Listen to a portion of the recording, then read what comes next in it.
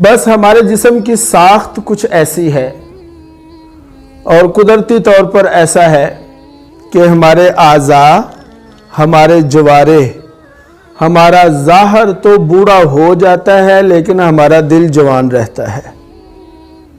لیکن یاد رکھنا کہ دل کی ایسی جوانی کہ جس میں جسم بوڑھا ہو جائے اور دل جوان رہے، دل کی یہ جوانی اچھی نہیں۔ اور دل کی یہ جوانی کیسی ہے؟ سرکار دو عالم صلی اللہ علیہ وسلم نے ارشاد فرمایا کہ بزرگ آدمی بوڑھا ہو جاتا ہے، لاغر اور کمزور ہو جاتا ہے، لیکن دو چیزوں کی محبت اس میں بڑھتی رہتی ہے، جوان رہتی ہے۔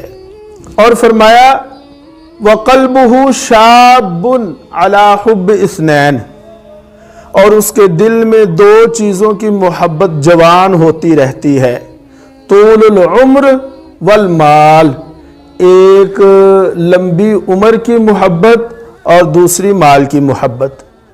تو اگر ایسا دل ہے کہ جس دل میں طویل عمری اور مال کی خواہش اور محبت ہو تو ایسی دل کی جوانی جو ہے وہ اچھی نہیں، قابل مذمت ہے۔